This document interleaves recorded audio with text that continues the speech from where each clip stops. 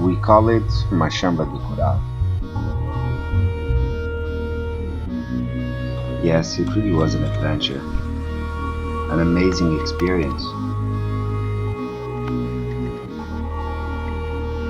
Okay, not all garden making starts with casting concrete.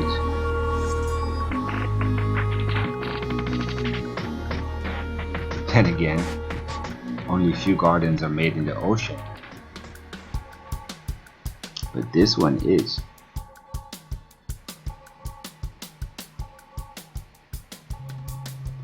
Coral reefs all over the world, they suffer an alarming decline nowadays.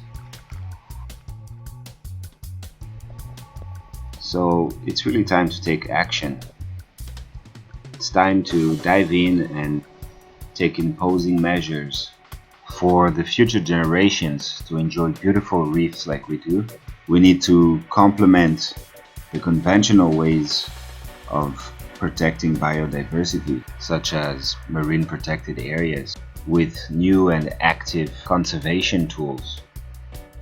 With ecological restoration, reefs that have suffered degradation can be teeming with life again. But to do so, you need to have corals in your hand, so you can replant them to areas that need it. So here in Vamizi, with UniLúrio and any Rovuma Basin, we decided to raise the bar a little bit. We set ourselves the challenge of making the first ever coral garden in Mozambique.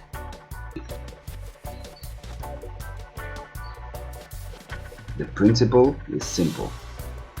You collect just a few coral fragments from the reef, you divide them up into hundreds of smaller fragments, you place them into nurseries that you build underwater. It's easier said than done. Then you just leave them to grow, and eventually they reach a size large enough where they can be transplanted to a reef.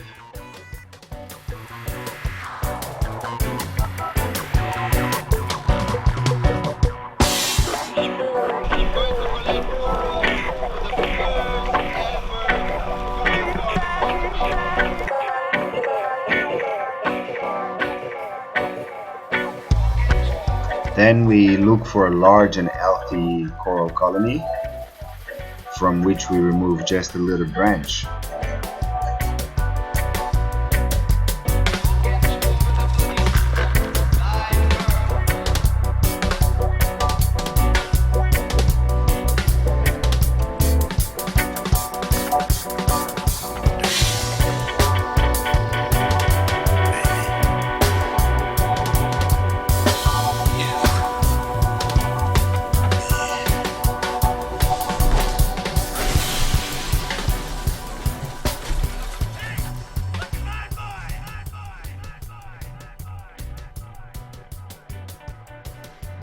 We were ready to dive in, out to deploy our first ever coral nursery.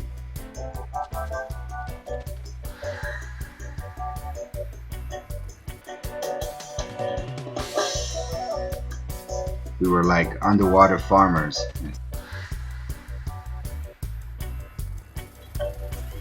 Even the fish were curious. We worked underwater for tens of hours. In the end, we had 30 nurseries at 3 sites and 1,248 corals.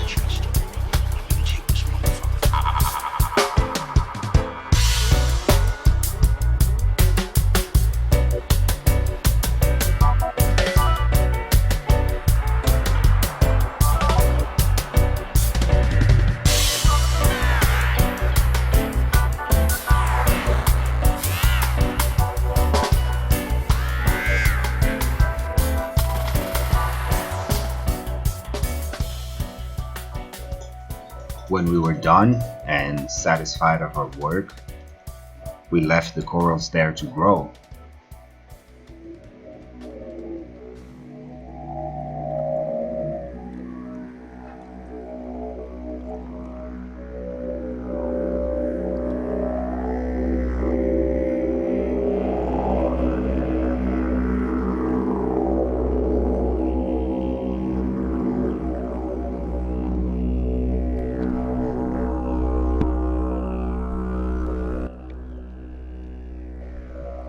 When we came back for our first visit, we were happy to see that the coral nurseries were still there, the corals were alive, and we even had new residents. Juvenile fishes swimming around had elected the nurseries like their new homes, hiding inside of pipes, seeking shelter. But also, and that we knew, we found a lot of dust, a lot of overgrowing algae, which must be kept in control so that they don't overgrow the corals. So after a quick inspection to see that everyone's okay, we had to scrub and scrub.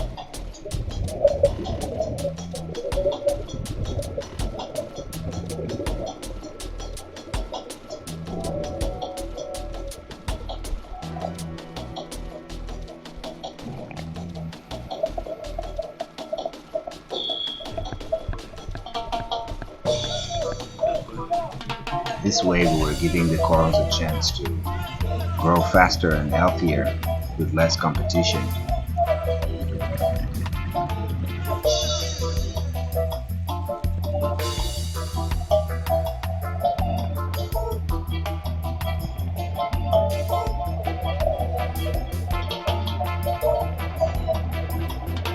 Not sure if the fish preferred it clean or dirty, but they don't get a choice.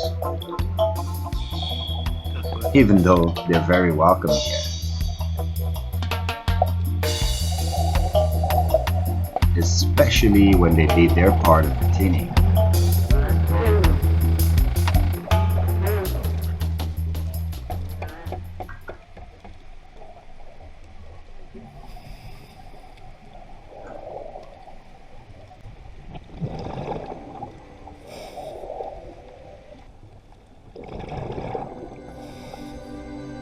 A couple of months passed like this.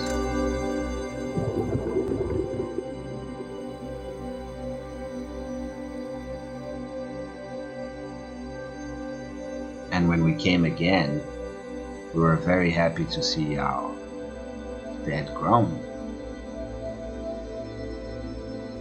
From little fragments that had healed, started to grow, even starting to branch.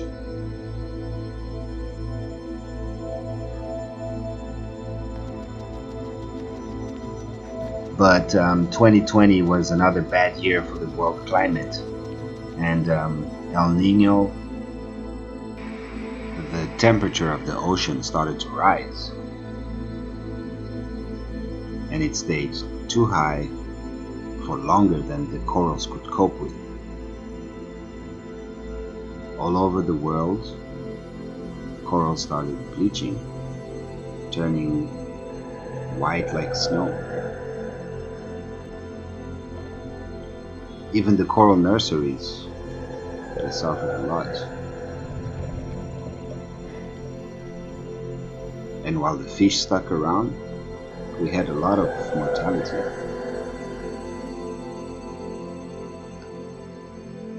But somehow,